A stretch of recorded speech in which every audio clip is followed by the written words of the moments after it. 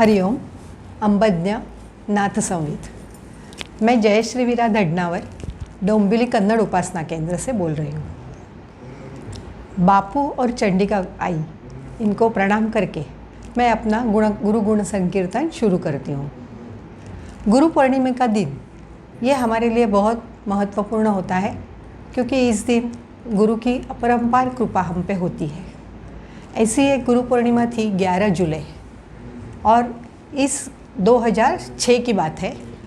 और इस दिन बापू ने मुझ पर सिर्फ कृपा नहीं पर मेरी झोली में अपने जीवन का दान भी डाला है। ये कैसे, इसी का अनुभव मैं आपको बता रही हूँ। उस गुरु पूर्णिमा को अपना उत्सव जो था वो कांदिवली में था और वहाँ मैं और मेरी बेटी हम दोनों सुबह से सेवा में थे। 3 बजे हम वहाँ से निकले। तो निकलते से पहले हम जो अनिरुद्ध चालीसा होती है वो कहने के लिए हॉल में गए। जब हम हॉल में पहुँचे तो सीधा बापू के सामने हमें जगह मिल गई। हम बहुत खुश हो गए, लेकिन मैं नहीं जानती थी आगे क्या होने वाला है। और उस मेरे संकट के लिए मुझे अनिरुद्ध ऊर्जा वो दे रहे थे। तो जब भी हम पर संकट आता है तो बापू हमारे साथ शुरुआत से आखिरी पल तक होता है। वो एक पल भी हमारा साथ नहीं छोड़ता है, चाहे हम उन्हें बुलाए या न बुलाए। तो हम वहाँ से निकले। उस साल अपने संस्था ने हमारे लिए कांदिवली से थाना तक बस की अरेंजमेंट भी की थी, लेकिन हमसे ये गलती हो गई कि हम उस बस को नहीं गए और हम ट्रेन के लिए कांदिवली स्टेशन पे आ गए। वहाँ से हमने दादर ट्रेन पकड़ी और जब भी हम वहाँ से निकले तो सांता क्रूज स्टेशन पे ट्रेन रुक गई। 5 मिनट 10 मिनट रुक गई, ट्रेन चालू ही नहीं हो रही थी। तो सब बाहर देखने लगे क्या हुआ। इतने में सब चिल्लाते हुए वहाँ से आए कि जोर का धमाका हुआ है और बम स्फोट हुआ है। जो हमारी ट्रेन प्लेटफॉर्म में थी, लेकिन जो दूसरी ट्रेन हमारे सामने खड़ी थी उस ट्रेन में बम स्फोट हुआ था। तो हम लोग भी प्लेटफॉर्म पर उतर गए। वहाँ से एक आदमी आया जो उस ट्रेन से उतर के आया था और वो बहुत डरा हुआ था। वो कह रहा था कि वहाँ सब खून की नदी बह रही थी, सब शरीर के अवयव पड़े थे इंसानों के। तो ये सब वो देख के आया था और वो काँप रहा था। तो ये सब सुन के हम भी डर गए। मैंने तो सोचा अगर 1 मिनट हमारी ट्रेन 1 मिनट लेट होती या जल्दी होती तो उस ट्रेन के पास में हमारी ट्रेन होती और फिर तो हमारा बचना मुश्किल था। लेकिन हमारे साथ बापू था। तो अब हमें जल्दी कुछ डिसीजन लेना है, क्योंकि ट्रेन तो चालू हो ही नहीं सकती है। वहाँ पे ट्रैक पे इतना सब हुआ है तो ट्रेन तो चालू नहीं होगी। तो हमने सोचा कि चलो बाहर जाके दादर जाएंगे और हम भागते हुए निकले।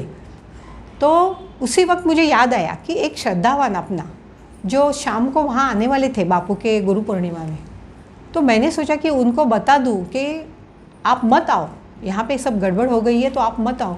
इसलिए मैंने फ़ोन किया। तो उन्होंने वो बोले नहीं आऊँगा, लेकिन आप कैसे जा रहे हैं? तो मैं बोली मैं दादर जाऊँगी।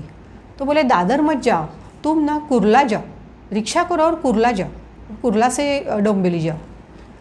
तो ये भी मेरे बापू की सलाह थी मेरे लिए, क्योंकि उस फ़ोन के बाद हमारे दोनों के फ़ोन बंद हो गए और हमें बाद में पता चला कि सबके फ़ोन बंद थे। तो सबके फ़ोन बंद थे तो ये एक ही फ़ोन मुझे कैसे लगा? तो ये सब बापू ही कर सकता है। वो संकट में हमारा साथ नहीं छोड़ता है, कैसी भी हमें मदद पहुंचाता है। तो हम झट से बाहर आए स्टेशन। तो वहाँ पुलिस की सिर्फ भीड़ थी, सुनसान, पूरा रास्ता सुनसान, एक भी इंसान नहीं। रिक्शा दिख रही थी तो हम जल्दी से रिक्शा पकड़ने जाते, रिक्शा वाला नहीं बोलता। अब क्या करें? अब मैं तो सिर्फ बापू बापू कह रही थी, ना मुंह से घोर कष्टोद्धरण निकल रहा था, ना कुछ मंत्र।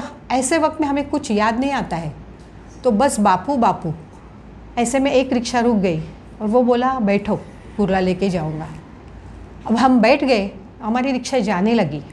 तो जब हमारी रिक्शा स्टेशन से गुजर रही थी तो उस वक्त फिर बम स्फोट का आवाज़ आया और लोगों का चिल्लाने का आवाज़ आया।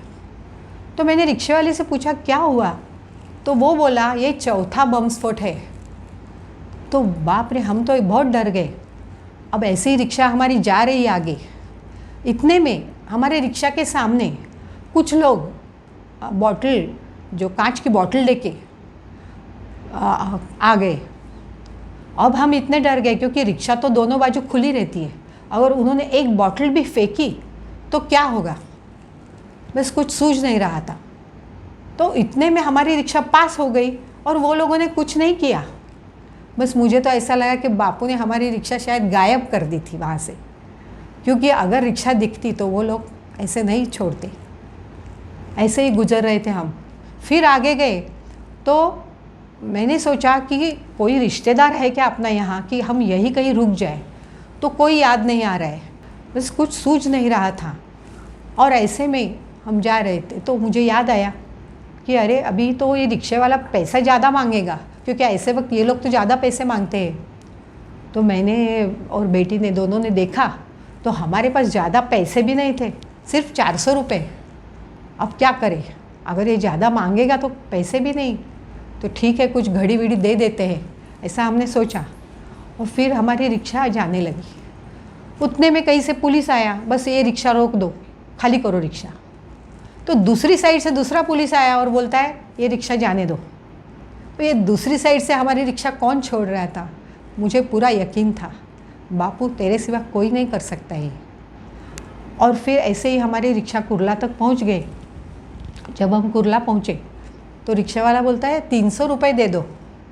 अब ये कैसे हुआ, फिर मुंह से सिर्फ बापू, पर हमारा रिक्शा चलाने वाला भी बापू ही था।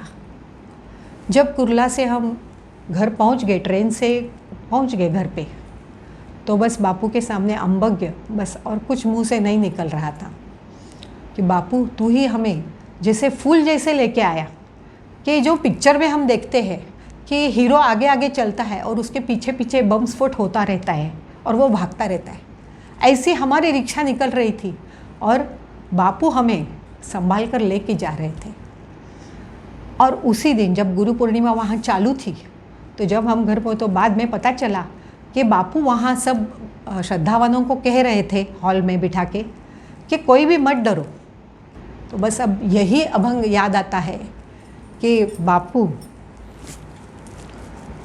तेरी कृपा से नाश होगा मेरे हर एक संकट का। हरिओम अम्बज्ञ नाथ समेत, नाथ समेत, नाथ समेत।